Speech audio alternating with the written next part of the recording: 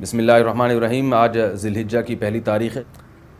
ذی الحجہ کا مہینہ جب شروع ہو جائے تو رسول اللہ صلی اللہ علیہ وسلم کی کچھ ہدایات ہیں اس کے بارے میں۔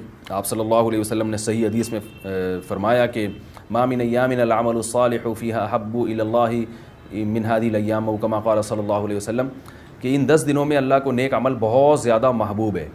تو یہ جو پہلی تاریخ سے لے کے 10 تاریخ تک کے ایام ہیں، ان میں کوئی بھی نیکی کی جائے، روزہ رکھا جائے، تہجد پڑھی جائے، صدقات و خیرات کیے جائیں، یا کوئی بھی نیکی کا بھلائی کا کام کیا جائے تو اس کا ثواب عام دنوں سے زیادہ ملتا ہے۔ دوسری بات یہ کہ یہ جو ایام ہیں ان کی قرآن مجید میں قسم بھی اٹھائی گئی ہے، والفجر ولیال عشر، قسم ہے فجر کی اور 10 راتوں کی۔ تو جمہور مفسرین اس طرف گئے ہیں کہ ان 10 راتوں سے مراد ذی الحجہ کی راتیں ہیں، تو ان کے دن کی بھی فضیلت ہے اور رات کی بھی فضیلت ہے۔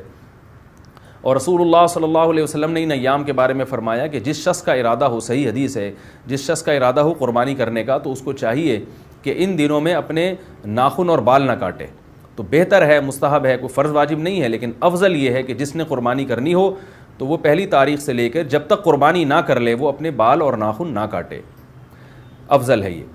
اور ایام تشریق بھی ہیں، ان میں 9 ذی الحجہ سے لے کر 13 ذی الحجہ تک ایام تشریق شروع ہوتے ہیں، جن میں تکبیرات تشریق ہے، جس میں زور زور سے اللہ اکبر لا الہ الا اللہ اللہ اکبر وللہ الحمد یہ پڑھا جاتا ہے۔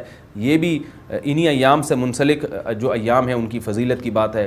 اور 9 ذی الحجہ کے روزے کی ایک الگ سے فضیلت ہے، عرفہ کا روزہ جسے کہا جاتا ہے۔ تو 9 تاریخ کا روزہ وہ آپ صلی اللہ علیہ وسلم نے اس کی بہت ترغیب دی ہے۔ تو یہ چند احکام تھے جو ان 10 دنوں سے متعلق تھے۔ اللہ تعالیٰ سے دعا ہے کہ ہمیں ان ایام کی جو فضیلت ہے ان کو حاصل کرنے کی اللہ تعالیٰ ہمیں توفیق عطا فرمائے۔ وما علینا الا البلاغ۔ وہ یہ پوچھتی ہیں 9 ذی الحجہ کا روزہ سعودی عرب کے حساب سے رکھیں گے یا پاکستان کی 9 تاریخ کے حساب سے رکھیں گے؟ 9 ذی الحجہ کا روزہ ہم پاکستان کے حساب سے رکھیں گے۔ اس کی وجہ یہ ہے کہ شریعت میں جتنی بھی عبادات ہیں ان کے لیے وقت جو ہے وہ ظرف ہوتا ہے۔ یہ ایک فقہ کی اصطلاح ہے ظرف۔ اس کو میں ایک آسان طریقے سے سمجھاتا ہوں کہ ظہر کا وقت جب ہمارے ہاں داخل ہوگا تو ظہر کا حکم متوجہ ہو جائے گا۔ ظاہر ہے ہمارے ہاں جب صبح صادق ہوگی تو ہمارے ہاں جو ہے وہ صبح صادق کے احکامات ہماری طرف متوجہ ہو جائیں گے۔ ایسا نہیں کہ ہم دنیا کو نہیں دیکھیں گے کہ دنیا کیا کر رہی ہے، ہم جہاں رہتے ہیں وہاں کے حساب سے قربانی کا بھی ایسا ہی ہے۔ حالانکہ ابراہیم علیہ السلام نے جو قربانی کی تھی وہ تو 10 ذی الحجہ کو کی تھی نا۔ اب سعودی عرب میں 10 ذی الحجہ ایک دن پہلے ہو رہی ہے، تو ہم یہ نہیں کہہ سکتے کہ ہم ایک دن پہلے قربانی کریں گے۔ تو جو جتنی بھی عبادات ہیں نا ان میں وقت اس عبادت کے لیے ظرف ہوتا ہے۔ تو یوم عرفہ کا جو دن ہے اس دن جو وقوف عرفہ ہوتا ہے وہ اس لیے ہوتا ہے کہ وہ 9 تاریخ ہوتی ہے۔ اگر 9 تاریخ نہ ہوتی تو وقوف عرفہ بھی نہ ہوتا۔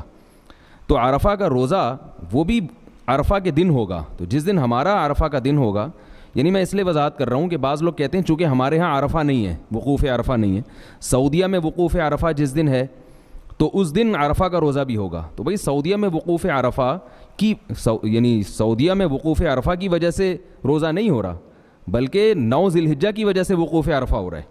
تو ہمارے ہاں بھی 9 ذی الحجہ کی وجہ سے روزہ ہوگا، نہ کہ عرفہ کی وجہ سے ہوگا، کیونکہ عرفہ خود کسی اور وجہ سے ہو رہا ہے۔ تو اس لیے یہ جو دن ہے نا، وقت، یہ ظرف ہے۔ تو اس میں جو عبادت کی جائے گی اس وقت کو ملحوظ رکھ کے کی جائے گی، اس لیے ہم اپنے حساب سے 9 ذی الحجہ کا روزہ رکھیں گے۔